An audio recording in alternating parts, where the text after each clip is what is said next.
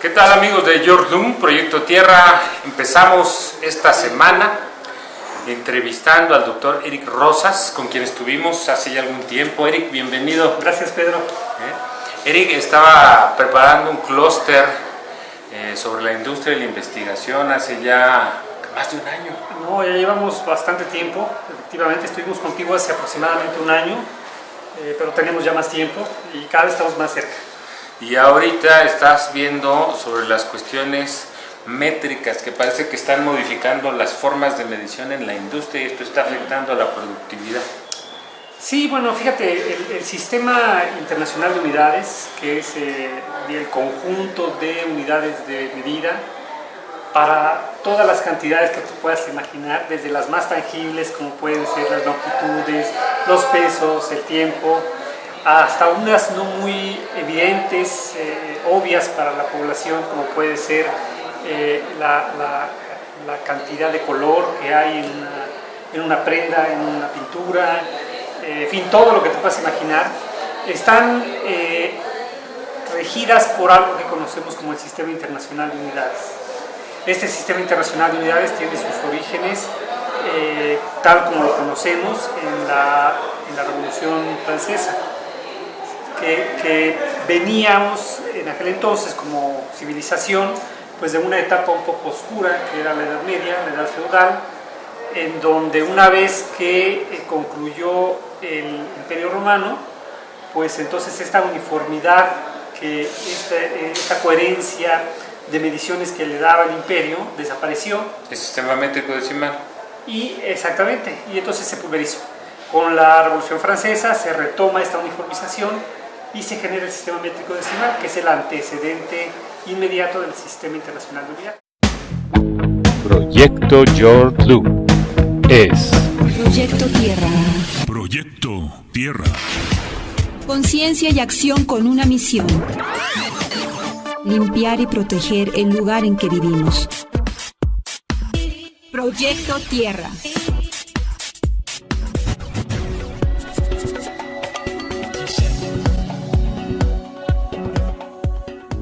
Proyecto Yordum.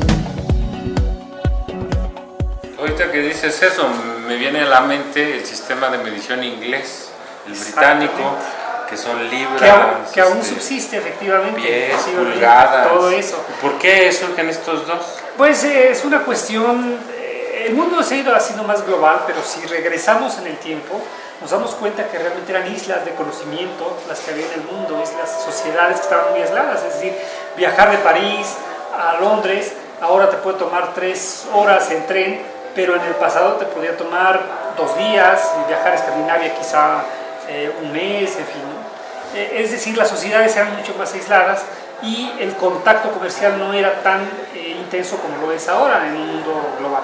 Eso facilitaba que cada pequeña sociedad tuviera sus propias dimensiones, sus propias unidades, y estaban normalmente referidas a cosas que estaban al alcance de la mano de las personas, literalmente, la pulgada, la mano, el brazo, el codo. O sea, sí se refiere a eso. Sí, exactamente, sí, por supuesto. Una pulgada. Era la pulgada del rey, era el pie del rey, era la distancia que hay entre el codo y la mano. Esas eran las unidades de medición. Y el francés era otro tipo de convención. Entonces, hay que recordar que el movimiento de la Ilustración francesa lo que hace es colocar, digamos, quitar al rey del centro del Estado, como decía Luis XVI, l'état c'est moi, ¿no? Lo quita del centro de todo y pone al hombre y a la tierra. Y precisamente se genera como primera unidad de medición el metro. El metro. Que significa medición, precisamente. El metro significa medición. Y se refiere, el metro, se le da una longitud igual a la 10 millonésima parte de una cuarta parte del meridiano terrestre que pasaba por el Observatorio de París. Esta fue la primera medición de la humanidad. Con base en este primer metro se define un litro como un decímetro cúbico, el agua contenida en un decímetro cúbico.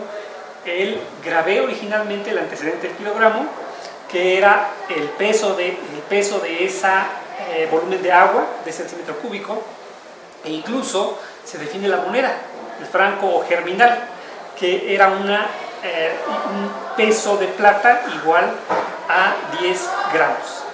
Fíjate, ahorita vengo de un tema que me estuvieron preguntando sobre la contingencia ambiental y estaba yo revisando los datos, cómo se miden en la contaminación, hablando de las partículas estas que dicen que son muy peligrosas, micropartículas PM2 de 2.5 micras y de 10 micras, y se refiere a su acomodo en un litro. Así en es. un litro, o sea, es partes por millón. Partes por millón. Es una densidad, una Metros cantidad de cúbicos. masa o de partículas contenidas en un volumen de frío. No, esa es la situación precisamente, Pedro, la que tocas de decir. Estamos hablando ahorita de una situación que sucedió hace 230 años. La Revolución Francesa comenzó en 1789. Ese era un mundo totalmente distinto al de ahora. A medida que la civilización ha avanzado, que se han incorporado nuevas tecnologías, el sistema métrico decimal, que en aquel entonces se inició con el metro, con el kilogramo y con el segundo, se ha ido modificando, ha ido actualizándose, ha ido evolucionando, y yo diría que en general ha ido acompañando la tecnología que ha generado el hombre. En el siglo XIX, finales del siglo XVIII, principios del siglo XIX, surge el fenómeno electromagnético y entonces se incorporan unidades de medición para la corriente eléctrica, el ampere.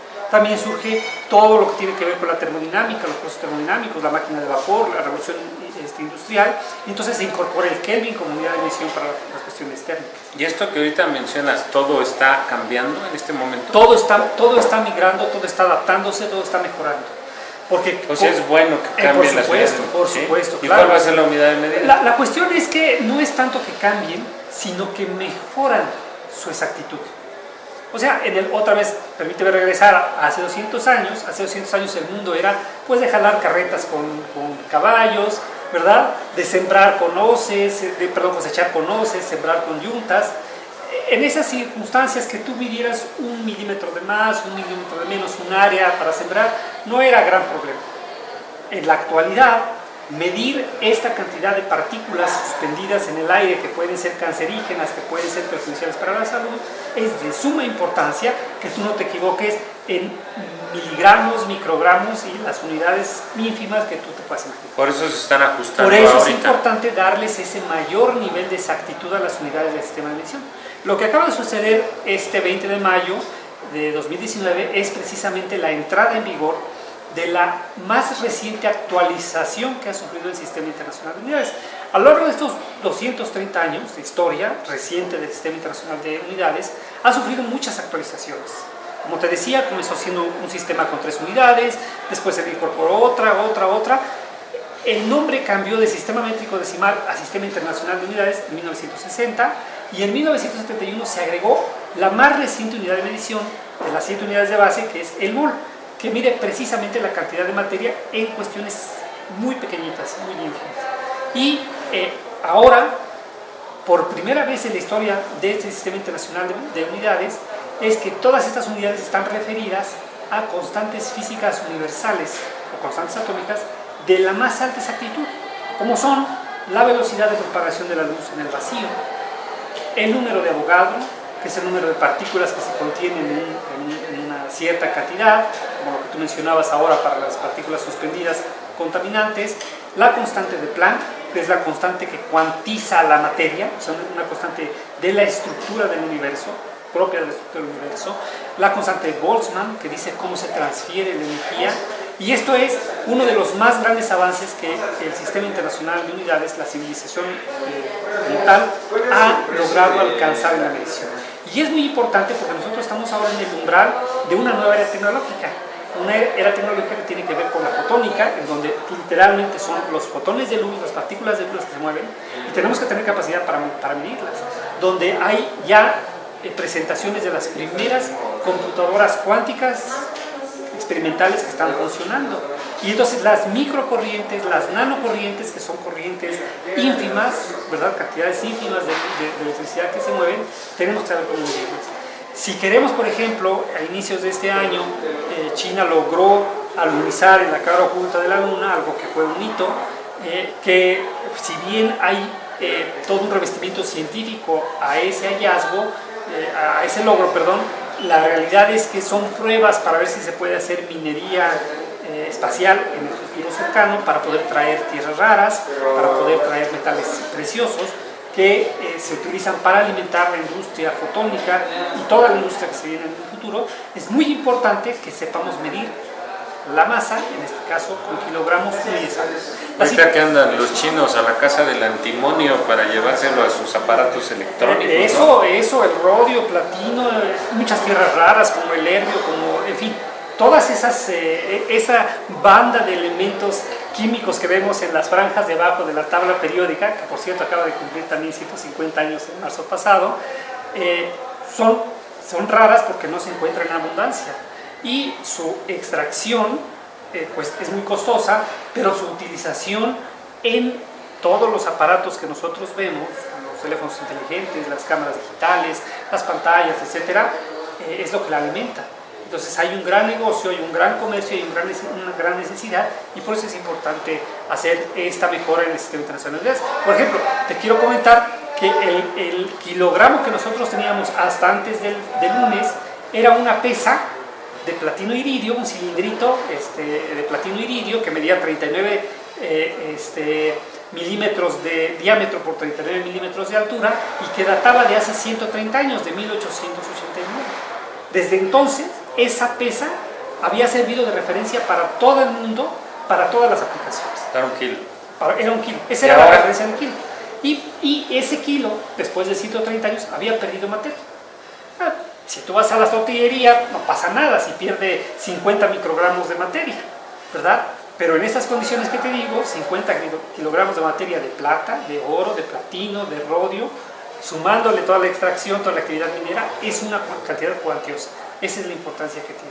Ahora el kilogramo es una construcción abstracta que está hecha en un aparato que se llama la balanza de Watt, en donde por un lado se mide la fuerza gravitacional, ¿verdad? La fuerza con la que la Tierra atrae una masa de 1 kilogramo y se compensa, como cualquier balanza, con otro peso que lo da una fuerza electromagnética. La situación es que nosotros, como humanidad, hemos sido capaces de medir la fuerza electromagnética con una muy alta exactitud y por lo tanto, balanceando estos dos brazos de la balanza, podemos conocer o saber exactamente cuánto es 1 kilogramo sin el riesgo de que pierda masa o gane masa, y es una referencia que cualquier persona en el mundo puede hacer en sus propias instalaciones sin necesidad de referirlo a esta pesa que estaba en París. O sea que las básculas que conocemos van a evolucionar.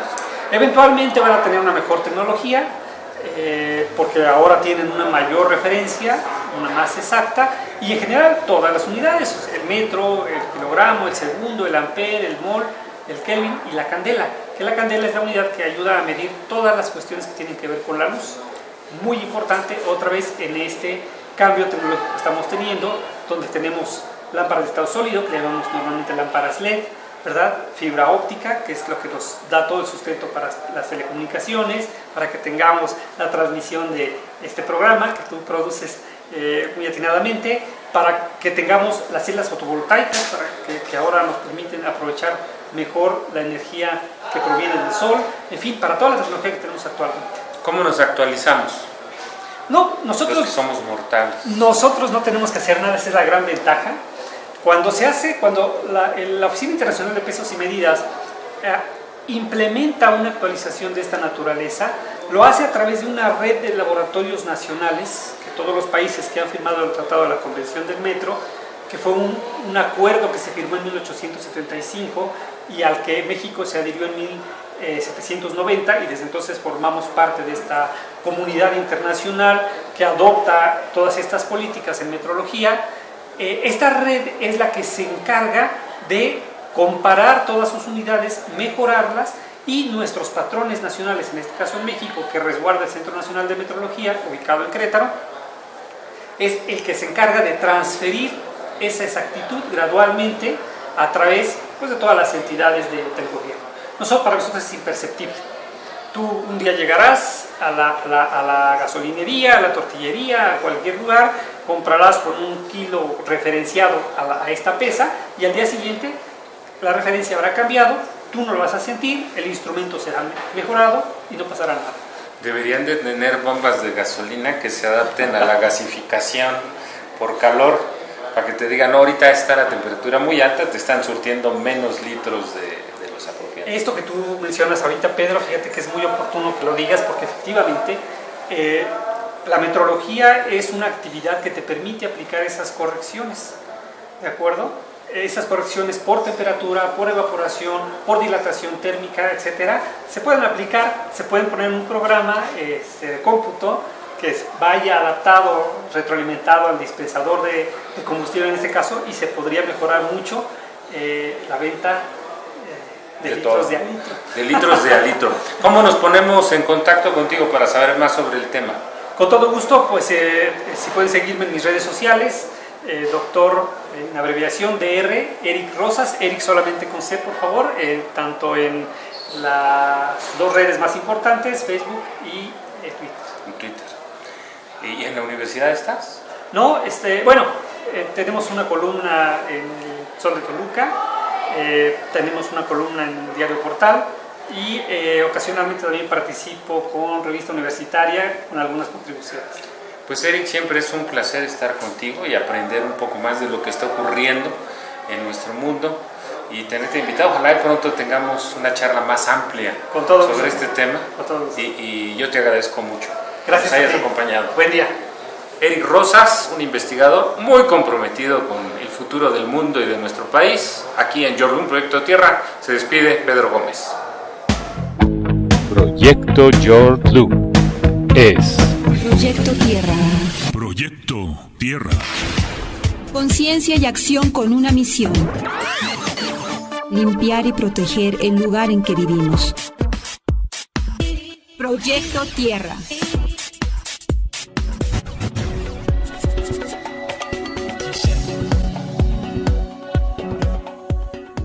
Proyecto Your Loop.